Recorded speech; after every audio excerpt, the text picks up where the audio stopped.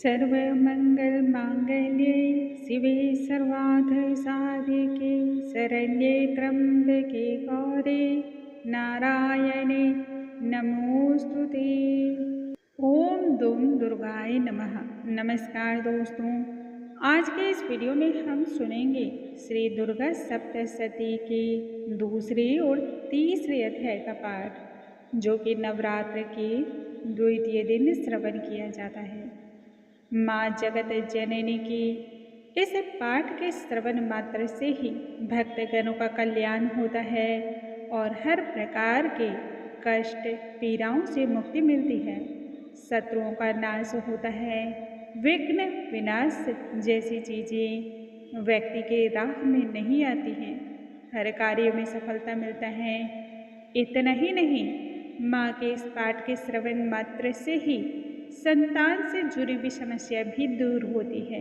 सुख सौभाग्य बढ़ता है, व्यक्तित्व में आकर्षण बढ़ता है और स्त्रियों की सुंदरता बढ़ती है।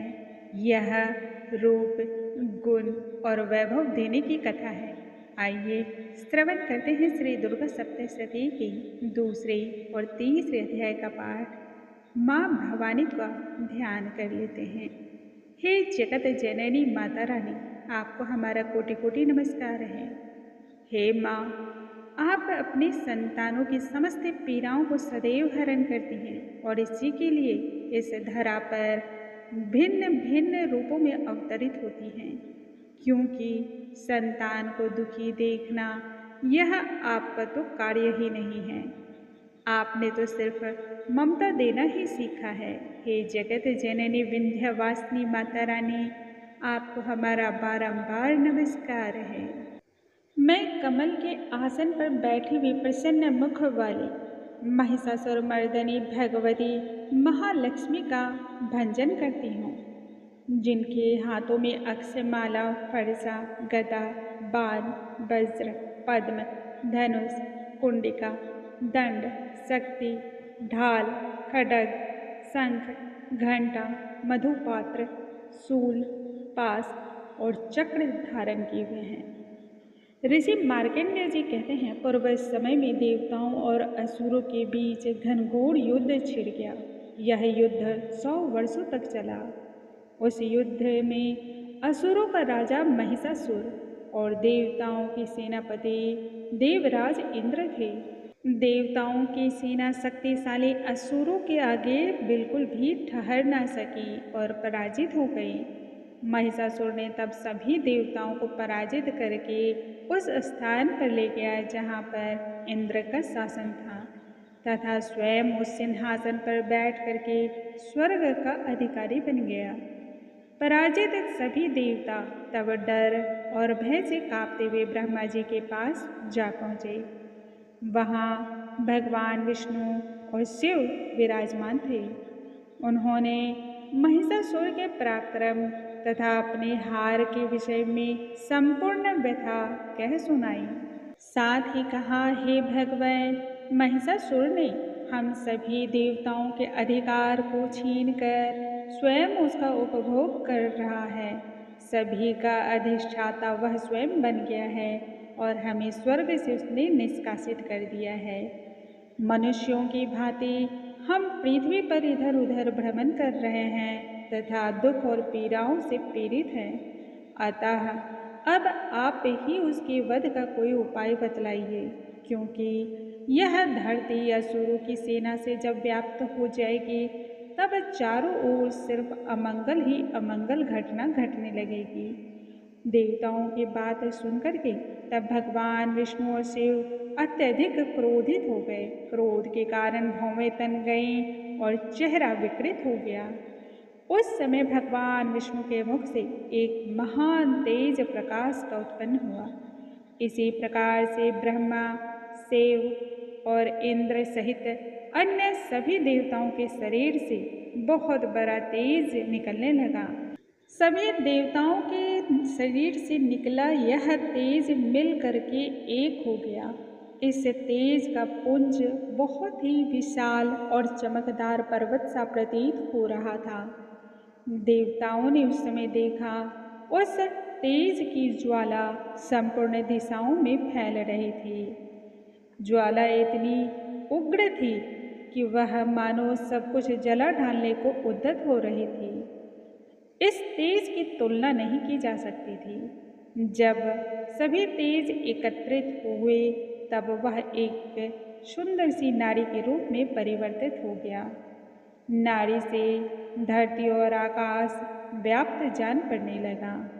शिव के तेज से उस देवी का मुख हुआ, यमराज के तेज से देवी के सिर में बाल आए, भगवान विष्णु के तेज से देवी की भुजाएं, चंद्रमा के तेज से देवी के दोनों अस्तर, इंद्र के तेज से कटी भाग अर्थात के कमर का प्राकट्य हुआ, वरुण के तेज से जंघा और पिंडलिका, पृथ्वी के तेज से नितंब का तथा ब्रह्मा के तेज से देवी के दोनों चरणों का प्राकट्य हुआ।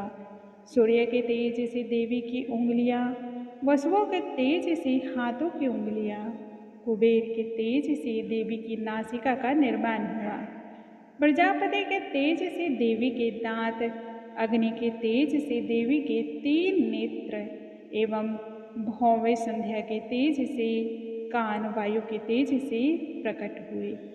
अन्य देवताओं के तेज से भी देवी के शरीर के विभिन्न विभिन्न अंगों का निर्माण हुआ।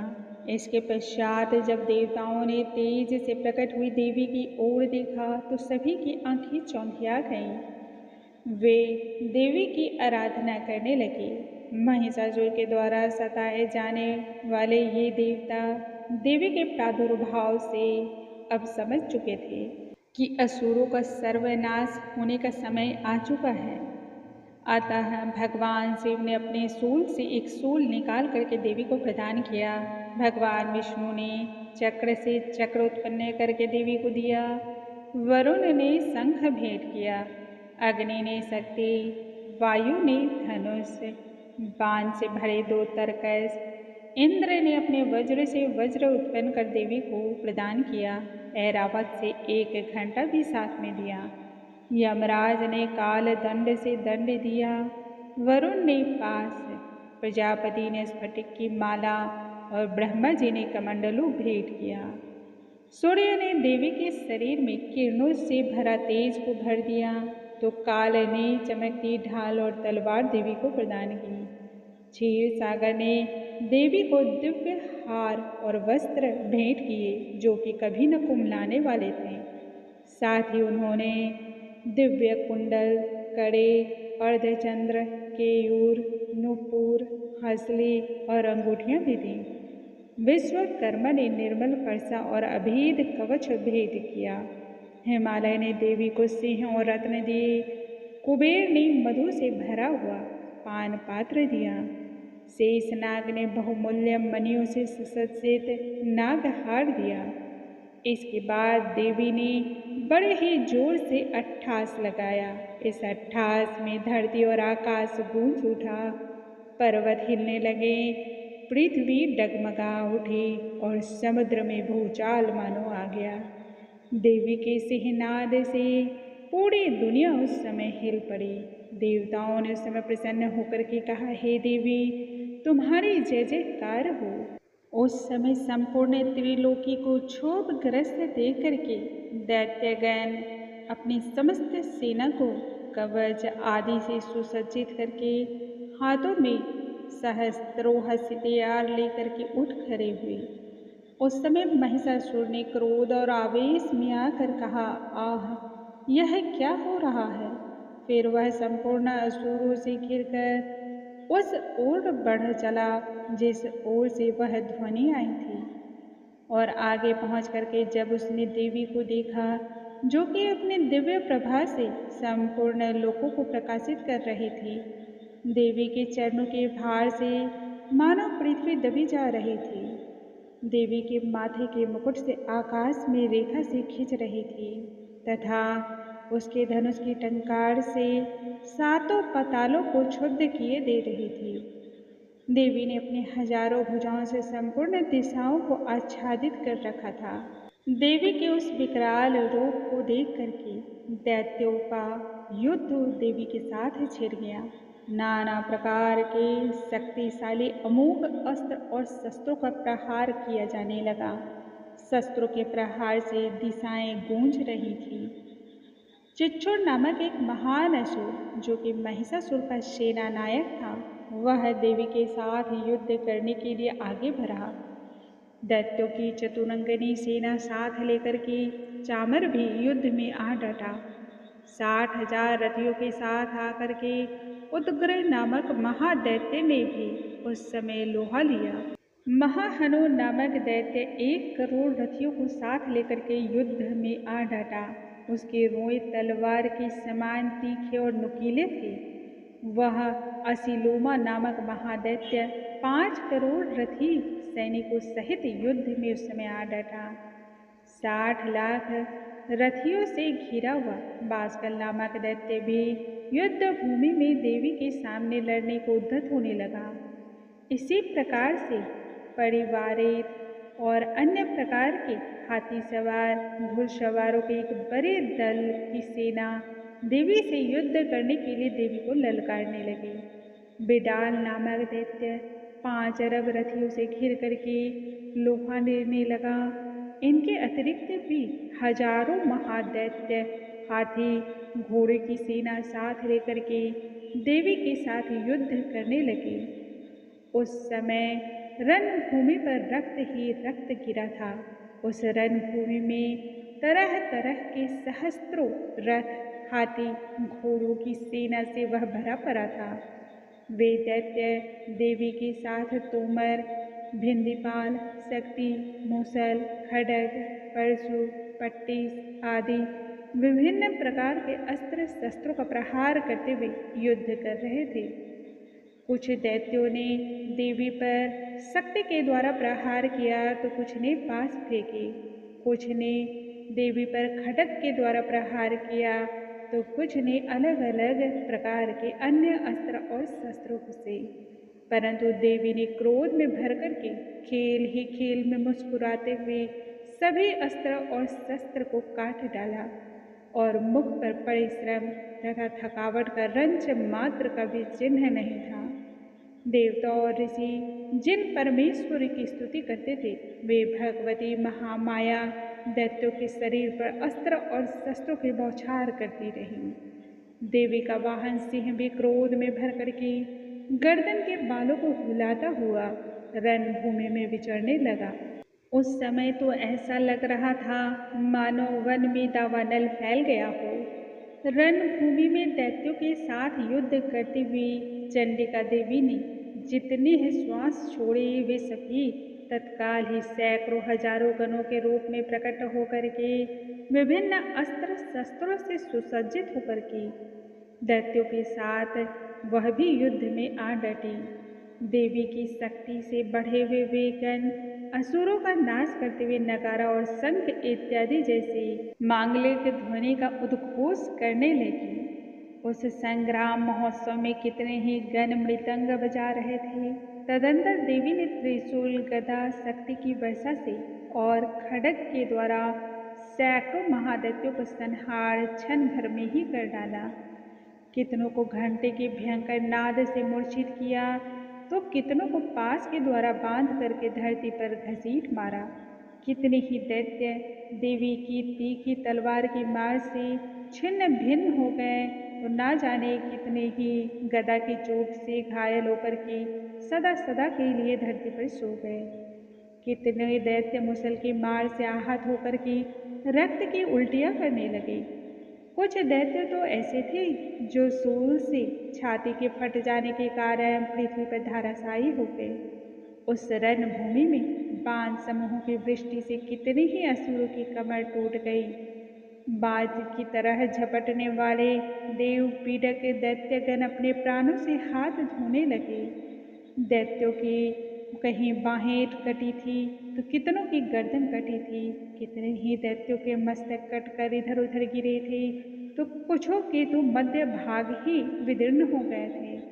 कितने ही महादैत्य की जंघाएं कट जाने से पृथ्वी पर बिखरी पड़ी थी तो ना जाने देवी ने कितनों के एक बाह, पैर, एक नेत्र इत्यादि को विचित्र करके विभिन्न अवस्था में उसे धराशायी कर डाला था।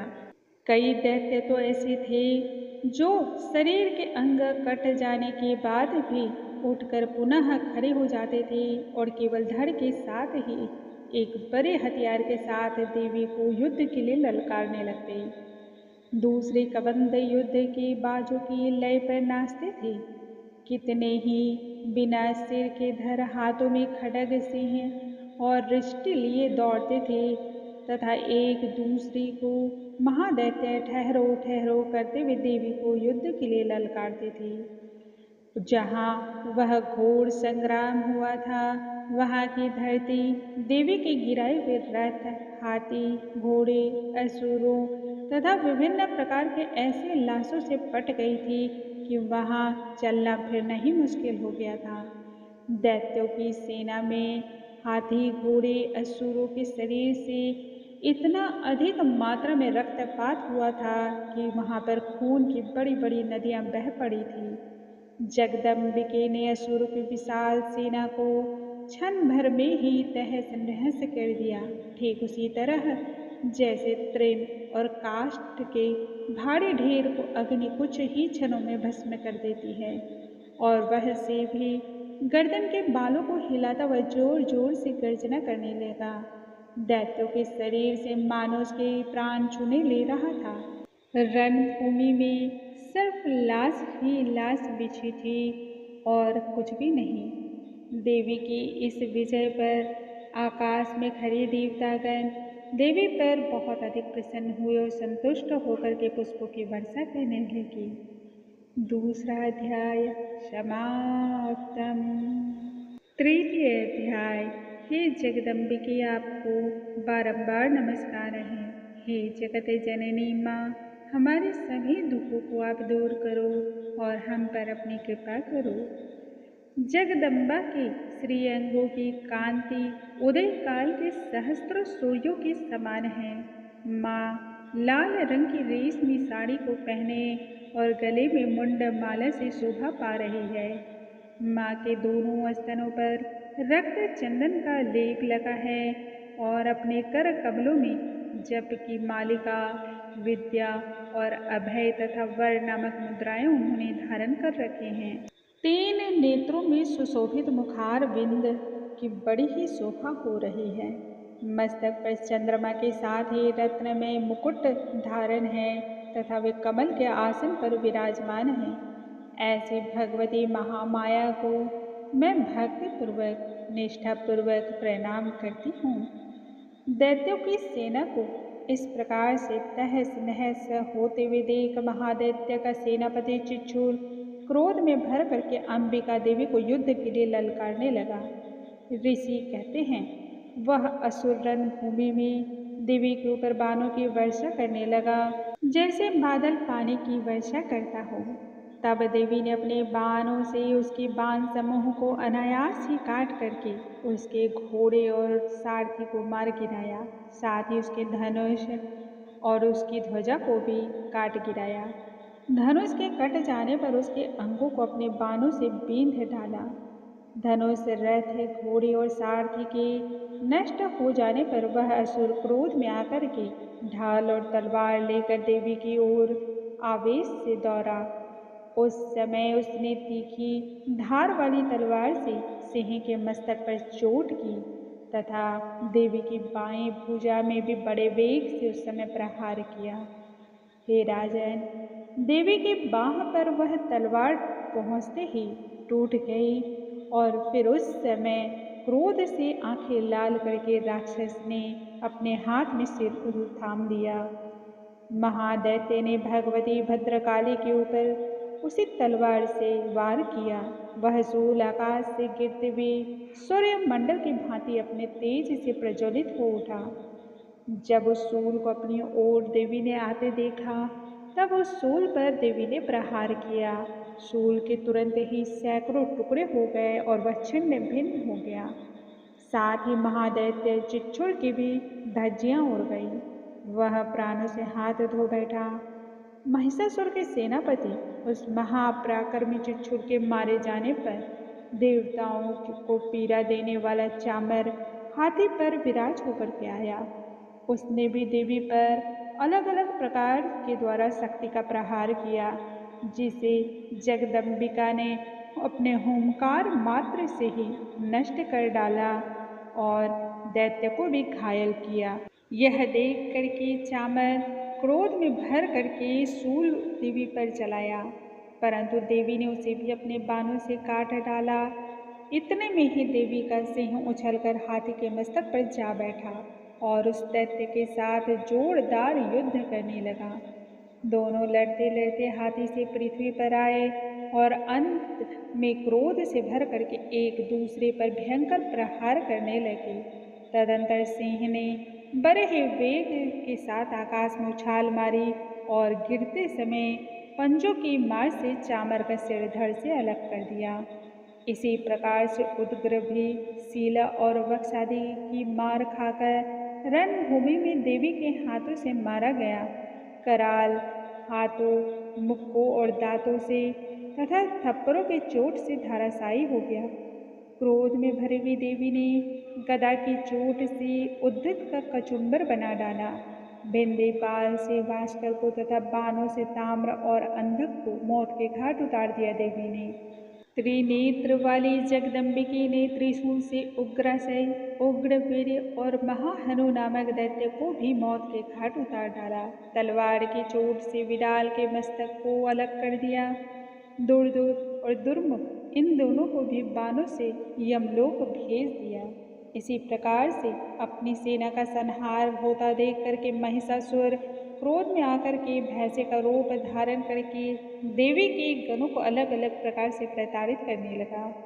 किन्हीं को थूथन की मार से, तो किन्हीं के ऊपर खुरों की प्रहार से, किन्हीं किन्हीं को तो पूंछ की चोट से, तो कुछों को सींग से विदीर्ण करके, कुछ को बड़े वेग से चक्कर मार करके गिराकर ना जाने कितनों को निश्वास वायु के झोंके से धराशायी कर दिया।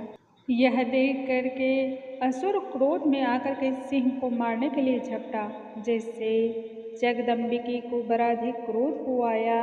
उधर महापराक्रमी महिषासुर भी क्रोध में आकर के अपने खुरों से धरती को खोदने लगा तथा सिंह से ऊंचे ऊंचे पर्वतों को उठा करके फेंकने लगा, गर्जना करने लगा।